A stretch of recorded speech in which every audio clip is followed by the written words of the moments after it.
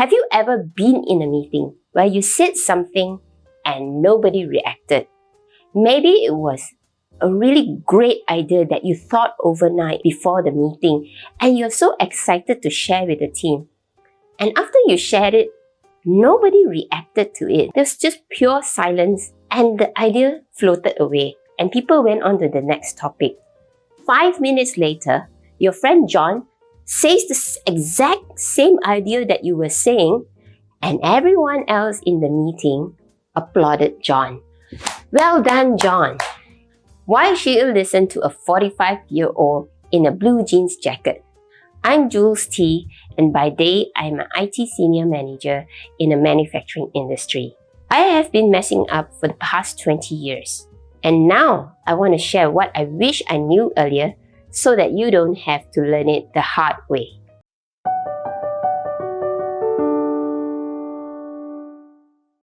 When people ignore you in a meeting or make you feel invisible, you'll be thinking in your head, hey, did they not hear me? Did my comments not matter to anyone? Was my voice not loud enough? Is it because I'm just a junior associate in this firm? Is it because they look down on me?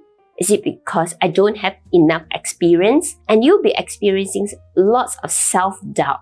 All these conversations going in your head, it will make you feel that, hey, maybe I shouldn't have said anything at all. Then I wouldn't have embarrassed myself. Better to stay quiet. Isn't that a better idea? If you have those thoughts, trust me, it's normal, especially for fresh graduates that just came out from university and you're new to everything. There's a tendency that maybe the seniors feel that, who are you? You don't have enough experience to give me that kind of advice. Here's one thing that I learned. You have all these self-doubts, but there were occasions where I saw young people that were able to speak out in front of others.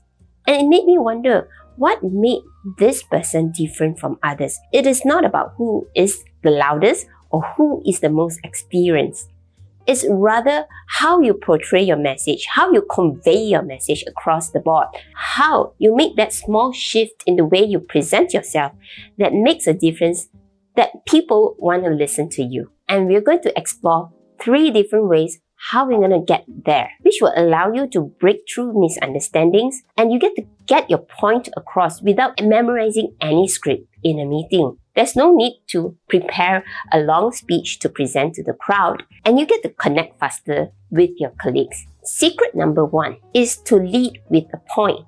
So you are an IT fresh graduate and you're 3 months into this job, just coming into this consulting firm. Everyone's ready for this IT project meeting. So this project is about upgrading the landscape to the latest S/4HANA version.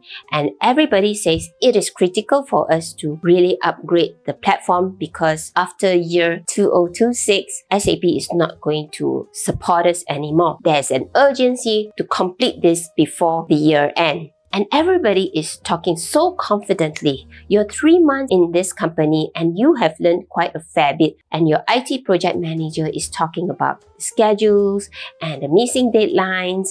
The technical leads are talking about the challenges in the testing, the volume of testing. And you, as a fresh grad, has something particular that you really wanted to point out because you think that it's an idea that nobody have really explored. Your heart is pounding because you're waiting for that moment to come where there will be silence and that's where you're going to put in your comments.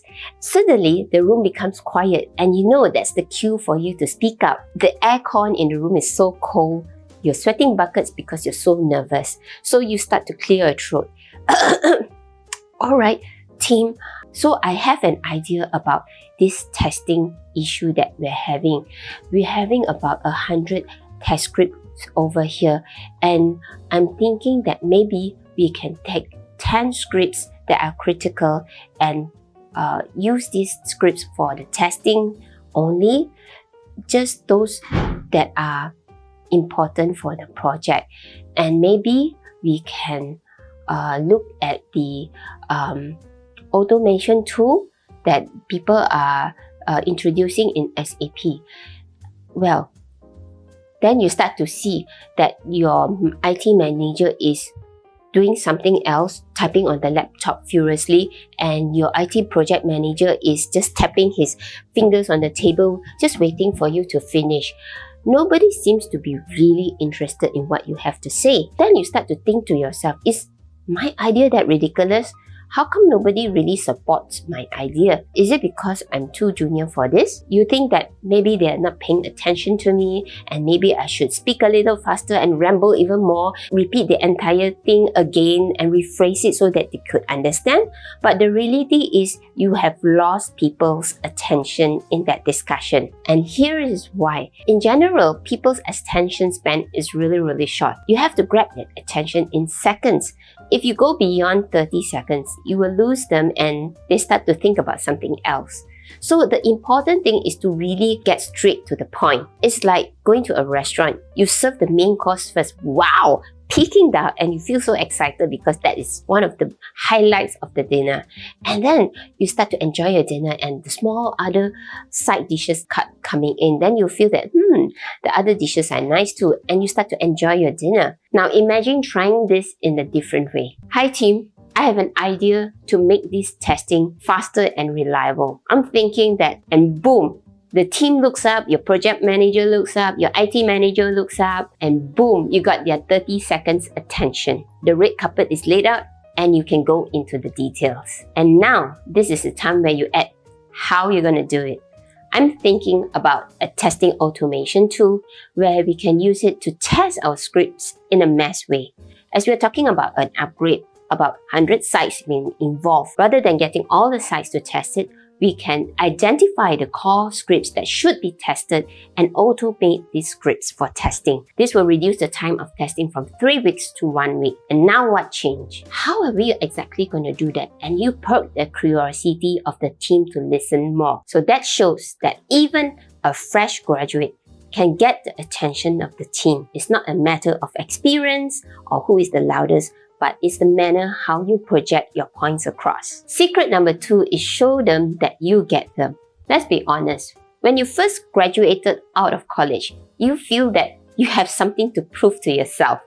You feel that you want to go to the organization to show them, hey, you did the right thing, you hired the right person, I'm the right guy for you, I'm valuable to the organization. You're 3 months into the new HR job and then you're called into the meeting on an early Monday morning with your HR manager, with the operations manager, and you had this HR specialist sitting all in the same room. They are projecting this chart that shows that there is an increase of people leaving the company. They are leaving within the first year, which is quite a drastic drop in the number of employees in the organization, and the HR is struggling to retain the people, and by constantly replacing the positions that are left open, it incurs so much additional cost to the organization. And you were thinking about an idea over the weekend that you wanted to share with the team, and suddenly you just blurt out, I have an idea. I think we should do training. The HR manager just turns around and looks at you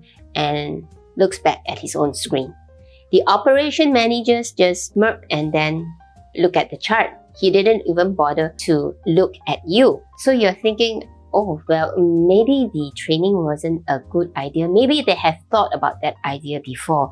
And suddenly you feel that loss of confidence about the idea that you were so excited over the weekend. Truth be it, if you look into the details, you were dropping ideas without relating what was most important to them, which is how to retain the employees. In their mind, training sounds like hard work. You take a deep breath and then try again. I know that retaining employees is the #1 priority for us now. And I think that targeted training is the way to go. Suddenly, eyes are on you because you're talking about retaining employees, and that's exactly what they're very interested to know right now. You have a solution for them. And when you say that, now the opportunity for you to elaborate is there. The manager turns around and said, so you get it. So tell me more about this targeted training.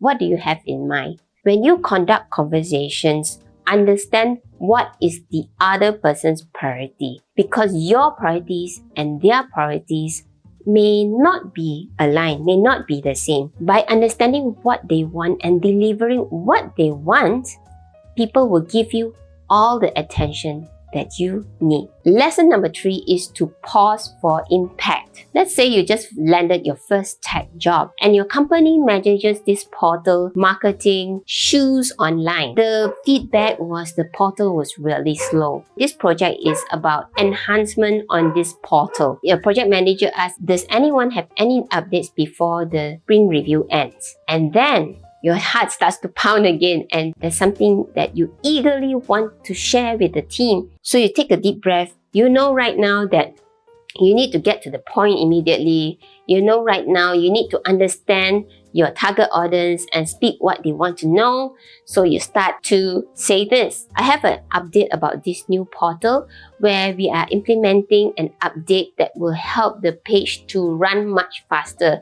That would mean that the users will stay on much longer, that it will also increase the sales of the page because maybe they will be able to spend more time scrolling up and down the various product categories. This will increase our quarterly sales, and you continue to babble and people start to lose their interest in you. What is happening there? You got to your point. You get what they want. They are looking for an update. You went directly to the point. That's right.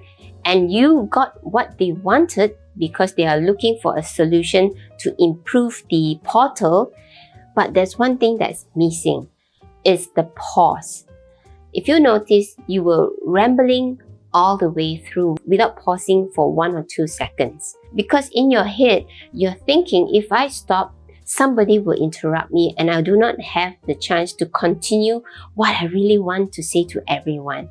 And number 2, if I stop, they will perceive that I lost my words or my thoughts. But then again, when you do that, you are losing their interest. You're rambling all the way.